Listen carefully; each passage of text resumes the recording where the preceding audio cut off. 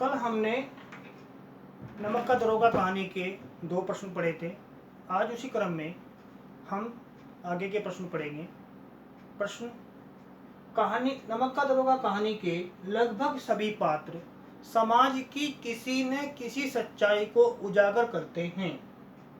इसी संदर्भ में यह बताते हुए कि ये पात्र समाज की किस सच्चाई को उजागर करते हैं, जैसा कि कल आपने पढ़ा था कि इस कहानी के बहुत सारे पात्र हैं, परंतु 2 मुख्य पात्र हैं, पंडित अलोपीदीन और मुंशी बंसीधर।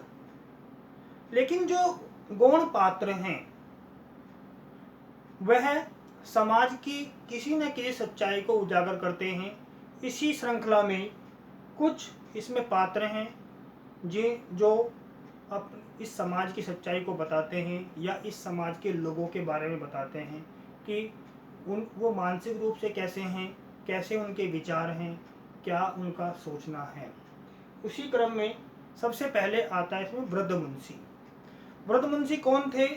वृद्ध मुंशी बंसीधर के पिता थे।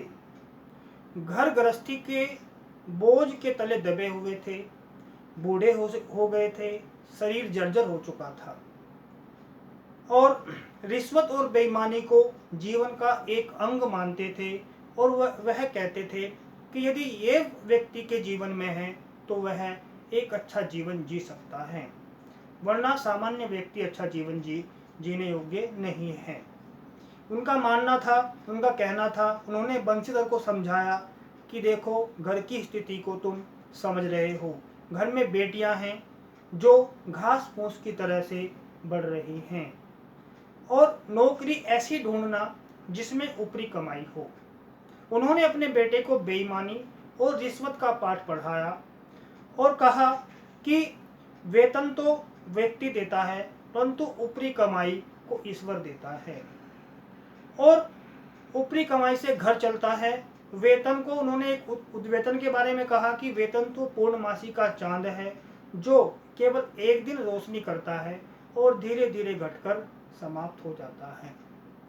और उन्होंने अपने बेटे को बेईमानी और रिश्वत का पाठ पढ़ाया और रिश्वत का पाठ पढ़ाना चाहा, परंतु जिस ईमानदारी, जिस कर्तव्य निष्ठा से समाज में या बंसीधर ने परिचय दिया वह अनुकरणीय था। इसलिए यहाँ पर समाज में यह सच्चाई उजागर होती है कि इस समाज में बहुत सारे व्यक्ति वृद्ध मुंशी की तरह से भी हैं जो बेईमानी और रिश्वत इसमें विश्वास रखते हैं, परंतु बंसीधर ने ऐसा नहीं किया। दूसरा इसमें पात्र है वकील। जो आपने देखा होगा, जो वकील होते हैं वह अदालत में सच को, झूठ को सच साबित करने में लगे रहते हैं। येन केन प्रकारेण, किसी भी प्रकार से वह अपराधी को सही साबित करने में लगे रहते हैं, और क्योंकि उनकी रोजी रोटी इसी पर टिकी होती है। जब बंसीधर ने पंडित अलोपीदीन को गिरफ्तार किया और उन्हें जेल में डाल दिया तो मुकदमा चला और वकीलों ने वहां पर पैसे के बल पर वकीलों ने पंडित अलोपीदीन को सही साबित कर दिया, और सही साबित ही नहीं किया बल्कि बंसीधर को नौकरी से निकलवा भी दिया।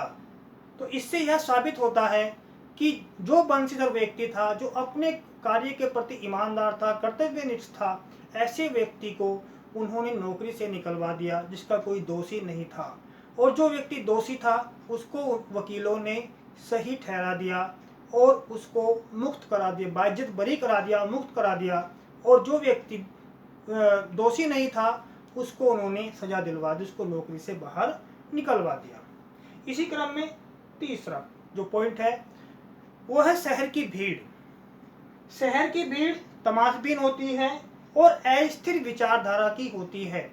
वह नदी के बहाव के समान होती है, जहां बहती चली जाती है, बहती ही चली जाती है।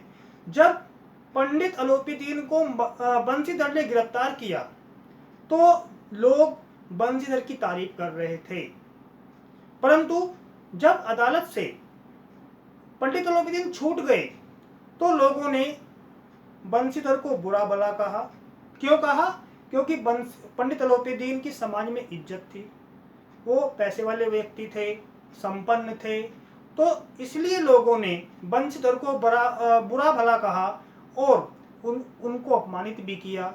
और बंशीधर को यहाँ तक कि अपनी नौकरी से हाथ भी धोना पड़ा था।